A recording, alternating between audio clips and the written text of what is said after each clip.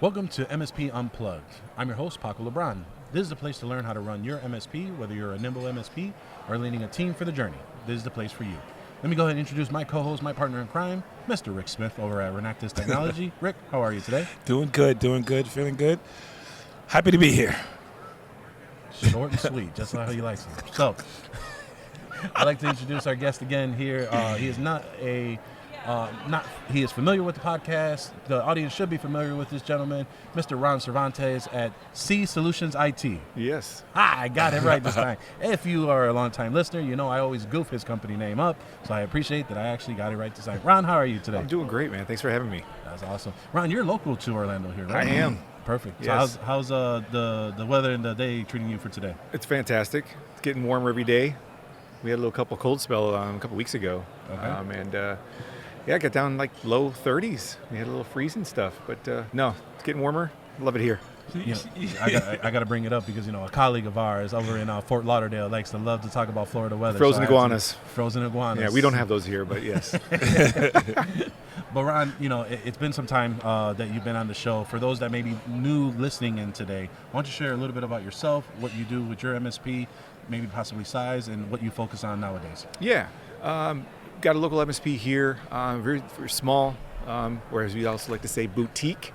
I have one employee that works with me. Her name's Sydney. She's at the conference as well, attending. I've had my MSP since about 2009, but it was a very slow, gradual growth with it. And it wasn't until, because I was working as a teacher also for an online university, and it wasn't until about 2016 that I was able to leave that behind and start to focus on the growth of the business and be able to support everything I wanted to do with it. And so we support a little over 300 endpoints, I think, between us. And we'd love to work with compliance needy companies that could be medical, financial, things like that. So we'll have some medical companies. We've got some medical offices, CPAs, financial advisors, independent financial advisors, insurance firms. But one of our biggest clients is a roofing company. Okay. It's been very good with us. So it's kind of just plugging away, working away, helping people. Love to help out, and very active in our local chamber, which has been very good to us as well, in certain terms of growth, and really making a lot of friends too. Awesome. Now, oftentimes, when we speak with MSPs, we always hear about, either two things more popular that tend to come up. First one is the two-letter acronym everyone loves to hear, and that is AI, or IA for those Spanish speakers. And then also cybersecurity. But you mentioned compliance, right? And that's oftentimes grouped into cybersecurity, which they're totally two complete different things, although cousins, related, but they are different things and different ways of implementing them.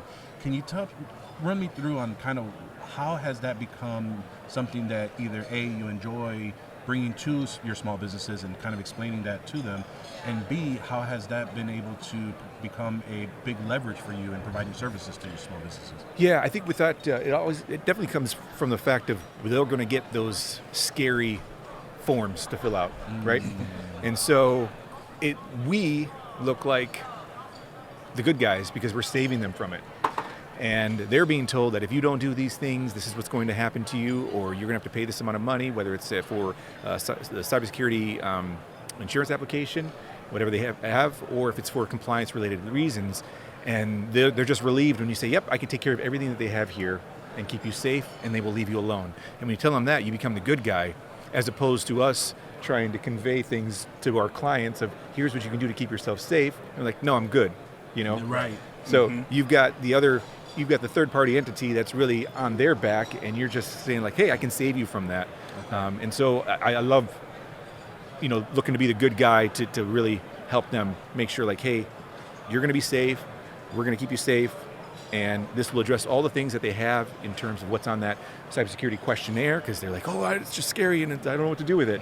And just to be able to really just ease their mind, because a lot of what we do is really just giving our clients peace of mind, make sure they can sleep at night, and it definitely does that for sure.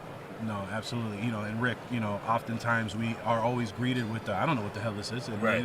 Can you help me with this, or can you explain to me what you're doing and things of that nature. How do you handle your clients with dealing with them on their annual renewals, or when they provide you something of an audit, maybe even from a client, on how you're doing what they're doing for them? Well, one of the things we try to do is be proactive, right? And I think one of the best ways to gain trust with your clients is let them know that you understand what's happening, what's coming, right? And a lot of times you'll say, hey, when you get your, for cyber insurance, for whatever you may need, you're going to need to have this, or you're going to need to do that. Let me know, we'll help you out, right? And then they think, okay, you're just saying something. And then when they actually get it, right, they get that form, and it's got to be filled. They start reading the questions. Hey, this is what we were talking about. These are the things we talked about. So it's that level of building trust as well, that you become, as you say, you become. What is the word I'm looking for? The trusted entity, I guess the word is. But I guess my question to you, Ron, is, as I know dealing with my clients, particularly in the medical field, that was like getting HIPAA and compliance, getting it understood was a big issue. And there was a lot of, I received, and maybe it's regional because I'm in New Jersey, so nobody wants to follow any rules. But I received a lot of pushback about, oh, we don't need to do this, we don't need to do that. How was that? Like, was that a challenge for you, getting people to really understand that these are rules that have to be implemented, have to be followed, or these are the consequences? I think when it comes to, again, I'm no HIPAA expert, but my understanding with it is, again, the stand would be that it should be reasonable, like fiscally reasonable, to implement these controls to keep yourself safe, right? And so if I'm talking to a client, I'm just going to talk, like, if you can afford this, and it's not that you're going to say they can't afford anything, but you should be able to afford these certain things. Sure. There's a certain baseline to get you to a certain point. Depending on where that medical practice is. For example, I've got a nonprofit that is a medical services company, so they're in a different area where not everything is fiscally reasonable for them to make changes that they have to do. Yeah. So if it's not, then they have something that's defensible they can stand on to be able to say, like, look, it's too expensive to do this, we're aware of it, and we've acknowledged the risk, and we're willing to accept that risk. But again, you've got these things that are out there when you're talking about, like, MFA and certain security practices, or pushing them up, making sure that they're on business premium and all that stuff. These are things that like these are non-negotiables. Sure. And if you can't get to that point, then it becomes a different discussion as far as that goes. But just communicating, just talking to them. Not, I don't want to scare the crap out of them. But they also think that it can't all happen to them, but they hear about other things of people in their industry that it did happen to. And every once in a while there's little scares, and sometimes those scares can be good things, of just like email compromises of just an employee where nothing happened. And it's like, well, here's what we could have done, to prevent that, and it becomes something they can learn from. Yeah, it's always a shame that it always sometimes takes an incident or something to happen, either a big scare or a little scare, for them to have any type of movement and change, right? And so, and I actually, kind of onto Rick's question, and I'm actually going to flip it onto the other side, is, an MSP who is always been focused on cybersecurity, always been focused on providing support, and they receive one of these for the first time from a client. Hey, I need you to fill out this cybersecurity insurance form because I don't know anything about the tech side. Can you kind of run through even just a few things that an MSP should know when it comes to advising or talking about audits or forms like that for a cybersecurity insurance renewal or things of that nature that they may have received for the first time? Yeah, a lot of things they'll be asking about. It's funny, I have a client that's been sending me the form for like every year for 4 or 5 years, right? It was a one-page thing first time I got it. I think this last time it was 16 pages, right. Mm-hmm. And so there's always new things that they're asking for. And it's really difficult sometimes. I think what we do as MSP owners sometimes is we'll put ourselves in the owner's shoes and be like, would I pay for this? And you really can't do that. It's really about, like, do I have the tools in my stack? And it almost, sometimes that can act as a check for your stack. Yes, am I doing the right things? They're asking these things, and there's a hole in my stack right there, and I need to figure out what I need to do to kind of address that. But they're always going to ask things, and they're outdated too. Some of them are asking things about stuff that doesn't matter as much. The VPNs are falling out of favor, and on-premise servers and all that things. They still have to ask it. But when I'm going through, and it's like, I'm going to make sure that everything's there. And then also, again, if we've got you've got business premium if you're talking about 365, and if you've got like a Azure P2 add-on for it, then it's like, well, did I even configure it correctly? Right. Do I have all the stuff done correctly, and kind of just checking your work and all of that. So it is nice to be able to run through that and use it for yourself to say, like, am I doing everything right, and do we have everything set here in the event that something does happen, and if all the questions are asked, if we have to pull reports, all of that stuff. Gotcha. Yeah, I mean, I think it's such a big point that you say, right? It's like you don't know what you don't know, right? And this could be a gut check for what they are requesting, which 9 times out of 10 is usually the basics of what a business should have. I've heard on other applications they're asking for things that they probably shouldn't be asking for because of that size entity, as you have mentioned before. Even to the point where I learned from dealing with certain vendors in our space that deal with cyber insurance, where as something as small as SPF, DKIM, and DMARC, understanding email deliverability, has such a high probability and effort to your end client to even lower their premium because of the ability to scan and understand and have a high mitigated risk guess of, hey, do they have their house in order, right? And these are things we just didn't know, right? Until we've had the resources, we had the conversations and things of that nature. Have you leveraged any resources to help better yourself with the compliance, or has it been more, or have you maybe even had conversations or maybe partnered with some of these insurance companies to better understand what they're asking for? Or do you have something completely different on keeping track or making sure that you are replying to these as best as possible to help mitigate your client's risk? Yeah, when we get those applications, there's always a discussion about like where we currently are and where we want to get to. Okay. I haven't made any really connections in terms of the insurance industry or connections in terms of that. Okay. If they've got their own provider, then I kind of work through that, and I will fill it out with them. I've had one brought to me at the time where I've been talking to the client. Again, we want to be the person that's going to save them and correct them and all that stuff. And I've been telling them, like, I would love to get you up to business premium, and they didn't quite understand the value, and it's hard to really, to explain that to them in case if something happens. Right.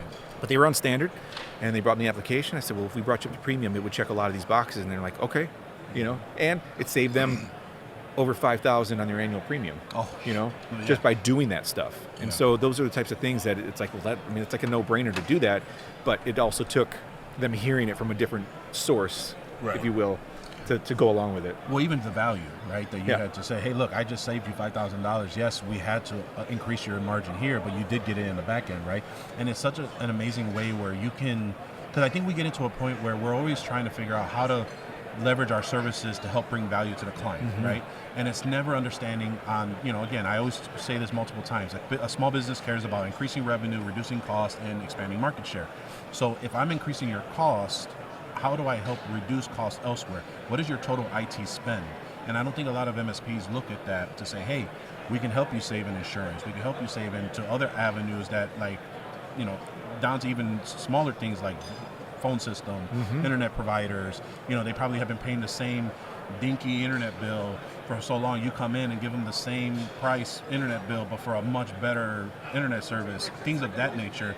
And there tends to be not having those conversations because there's the scare, not the fear, but like there's the uncomfortability of being a salesperson to your client, rather than looking at it as you're trying to do best by them. Yeah. It sounds like you have. I get that all the time, and especially I'll always share their bills with me and say, like, let me see what's gone there. My biggest thing, the stupidest things that I see on there is all the time where we go through an internet provider and they just tack on their own wireless charge on there. Yes. Oh, God. Don't get me started. It was like, you should say $5-7 a month right there. And it's just, and it's just, you point out even just that, they just, and that'll gain their trust in you as well, of finding those stupid little silly things that come on there. You look at, always evaluate what the service that they have, if we can help them with things. And I always talk about our service that we provide, which is, yes, we are a cost, but think of us if we were going to help you make money. And one of the things I always talk about is about our ability to keep them secure from outside threats, but also so much of what we do is onboarding and offboarding of employees. And how do you look when an employee shows up on the day that they start and they are ready to hit the ground running because we have everything provisioned, all their devices set up and ready to go, and then of course we have the clients that say, hey, so-and-so just started today. Can you get them a laptop? it's going to be a couple days, you know? Right. But if you can train them to adjust to that and have them ready to go, you just save them, productivity in terms of that. They can get them really get going. And then a lot of times they ask questions. I find that a lot of clients are very curious themselves. Yeah. They explore their own tools, and I learn stuff from them. But then also ask questions about, hey, do you know anything about this or what we can do in terms of this? And this is what we're trying to do, whether it could be related to project management software or CRMs and things like that. So yeah, it's just like another resource just to research. Gotcha. Yeah, I mean, Rick, I've always often say this where, you win and lose at onboarding, whether that is client, employee, device. The onboarding goes wrong, you're going to have rework and it's going to cost you at the end. I know you've recently implemented a lot of workflow and changes in regards to obviously optimizing the business, but have you implemented anything in regards to onboarding for new client, device, or employee? And can you share a little bit of that if you have? Yeah, one of the things is I think what we always have to do is learn from the past experience, right? Mm-hmm. The last onboarding you did, the next one needs to be better. There's something there that you did, one thing or 20 things that you did that you can improve upon, right? And I think that's the model we've been striving for now is where do we find any bottlenecks, right? Where do we slow the process? Where do we overdo the process where we could have simplified things, right? I think that's most important. I think one of the things, it goes back to something you said that touched something in my head. We always focus on, as the MSP, we got to protect our clients, cybersecurity, all these things, right? The one thing the client wants the most is efficiency, right? Mm-hmm. They don't want downtime. They don't want, as you say, when you have to bring in a new device, a new employee, they want that to be seamless, smooth, quick, right? They don't need to call you, or they don't want to have to keep calling you, this doesn't work, that doesn't work, because that disrupts the business. Yeah. And I think one of the things that I have learned, and I think we all need to realize, is that we affect the computers run the business, right? 90% of the time, what they do in the technology side of things keeps the business moving.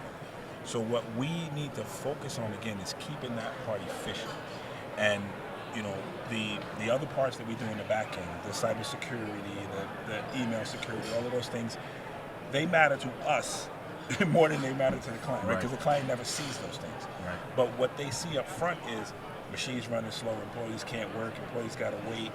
All of those things matter the most. So, when we talk about this, it is frustrating for a client when you're onboarding them and stuff doesn't work, right? Mm-hmm. It's already frustrating enough. Let's think about the implementation we've just all gone through from Windows 10 to Windows 11. Mm-hmm. If you had clients who are on Windows 10, Windows 11 is basically the same thing but moved around, right? Yeah. So now a client can't find such and such because they're not used to it a certain way.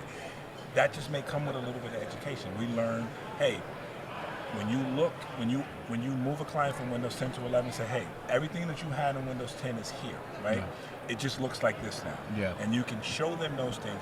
That cuts down on a lot of phone calls and tickets because they think they can't find something. It's just, the icon is different. You know what I mean? Yeah. So I just think that is probably a major thing we should focus on. And so we've learned through that onboarding process, highlight these things. And they may be quick, simple things. Hey, now when you need to adjust your screen or whatever, you have to go here to settings as opposed to clicking, you right click instead of left click, or whatever the case may be. Yeah. Those little things, they matter, they go a long way. Yeah, I think with onboarding, a lot of it just comes from communication and expectations, And if you can get that all out there, I remember I was at a conference, I think it was IT Nation, there was just someone on the main stage that was talking about onboarding processes, and he just said, like I'm completely honest with clients when I bring them on. It's like, I'm going to break shit. It's going to happen. Yeah. And if it happens, we're going to fix it. But, stuff will happen. And, because you're going to go in, you're going to figure out how everything works. And you'll look at stuff, and how many of us have gone into, like, why would someone do this type of thing? It's working, but why would they do this? And you try to unravel that a little bit, and it will break stuff, Yeah. And you want to get to the way that, get it to your level of acceptability of your actual baseline of getting that client going. But the communication and expectation is a huge thing to set. And it's oftentimes, we don't mean to break things, but oftentimes, how many clients have we adopted that there's no documentation? Mm-hmm. So we have to unwind and break, because the goal is that we are going to document it this time. We'll explain it so that if someone else did want to redo, undo, replace, they'll at least know how things are working in the proper way, and they can figure out how they're going to apply their particular pieces so that it's less of a disruption if there's an added service, an added opportunity, or if they do decide as a separation, you did your due diligence to that client, and the value that they invested in was a great investment to begin with. You mentioned having a partnership with the local chamber, and this will be the last question I have for you for the show, is you have a lot of great relationship with the chambers, and I also believe in that same method where we've established ourselves not only with chambers but with associations specific to our industry. How have you leveraged those in either brand awareness or just to kind of explain that, hey, I'm the IT company that can help in these items, whether it's compliance being led forward, etc. How has that helped you with your business and maybe even yourself as kind of like a personality / brand for C Solutions? Yeah. So we like. So there are actually networking groups, and they are, some of them are category specific in the particular chamber that I'm in, and so that's helpful. So I do weekly. So I have that connection in there that you get that visibility. Again, it's a visibility that gets over and over and over again. All the events, I do attend quite a few events that are, whether they're lunch lead-in feeds, and be able to get my exposure out that way. You have night events. I've done sponsorships of golf tournaments. I don't play golf, but I've sponsored golf tournaments and just get a booth there. I made them cookies, and other just big events that they have that are worth doing. They have like something local called Best Fest, where a lot of restaurants are there and stuff. But businesses actually get booths there. And it's kind of nice. So my full disclosure, my wife actually works for the chamber, and I get absolutely zero preferential treatment when it comes to. You probably get it worse. Than I get it worse. She's like goes out of her way not to recommend me. Yep. I joke, but but it's fun because we can also connect on a lot of those things and go to events together, and so it makes it less of a work type of a thing. Yeah. A lot of the night events become more social type of thing and actual business, and. I'm really such a soft sell. I'm probably a terrible salesperson, I'll just talk to people, and I love people like to talk about themselves. So I'll just ask them about themselves, and if they ask me questions, I'm happy to answer things. But yeah, it's really just getting your face out there and talking with people, and you make friends. You make friends first, and then oftentimes you'll be like, hey, I need some help with this, and I'll talk to them and walk them through the process. Yeah, that's often same as I do. I mean, we've even done partnerships, but we will try and term it to that in specific industry. So I'll do a joint venture because that's a phrase used often in the construction industry. So we did a joint venture with a buddy of mine who runs EV charging stations and the one that does apparel for the golf outing. So we had all of the golf hats, and then we just jumped on a cart and ran around giving out hats and stuff. And so that was preferred for me because, again, I'm not a golfer either.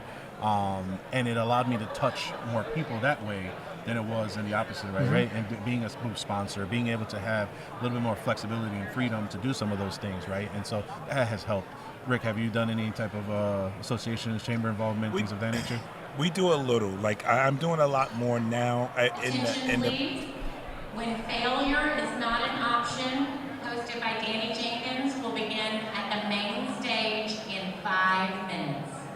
Okay, that's live, so folks. Again, that's the live podcasting. But I'm doing things now a lot more with our local chamber here. And actually, what's great is the office I'm in, the chamber is in the same office, right? Okay. So I've been able to, initially, the community I'm in the office I'm in, and I'm in a cohabitate shared working space office. So I've been able to do a lot of work with those people, and then now with the chamber as well. So, and that's something new for me. I never was the outreach type guy. So, but I do realize that it does help grow your business. Yeah. I want to say something. This is a fun fact for we've been talking about all the things that's going on. The first event I ever went to was the Unconvention. It was the first anything. I know. And my point is, Ron and I sat next to each other. He was the first person I ever met. He's the first person I met that I knew. And it was one of the things I was impressed about is I'm sitting there asking questions, listening and everything. Ron has a notepad. And he's taking all of these notes. And then, like, when he asks the question, he refers back to his notes. Do you remember that? I do, yeah. And, which funny is I'm a terrible note taker in general. But yeah. But I was impressed by that. And then ever since then, I've been carrying around this little notepad so I can write down stuff that I remember. Because I was like, because, when I talk, and I'm sure you all have seen this, and when I speak, sometimes I lose my train of thought. So he was writing in simple anybody would tell you, just write it down maybe, and then Yeah. you can refer back to it. But I just remember that, and I'm thinking about it, the fact that I got into this community, and this was the first person I ever met. That's true. Yeah. That's awesome. Well, circling back, because I know we got to get you out of here. Ron, appreciate you coming out here. If anyone wanted to talk a little bit about what you've talked about today, whether it was compliance, things you're doing in the community, things of that nature, what's the best way for them to reach out to you? Yeah, they can always you send me a direct email, Ron at C Solutions IT. That's CSolutionsit.com. And I'm on LinkedIn as well. You can always hit me up there. It's probably the best ways. Awesome. Well, Ron, I appreciate you. I know you took out your break here to join us today, so I appreciate Thanks you. for having me. It's awesome. No, I appreciate you Good to see you. providing that value. Great to have you back on again. And appreciate all of you tuning in. Tune in every week on the video podcast, youtube.com/MSP Unplugged. Like, subscribe, hit that notification button so that you can be notified whenever a episode is available. If you'd like to take us with you on the go, we're on all your favorite podcatcher apps. Head over to mspunplugged.com, find the icon that resonates with you, click subscribe, and you'll be able to take us wherever you go. As we mentioned, techonunplugged.com, September 17th to the 19th in Chicago. Head over to techonunplugged.com to get your tickets. And again, we appreciate you tuning in for this episode, and we will see you next time on MSP Unplugged.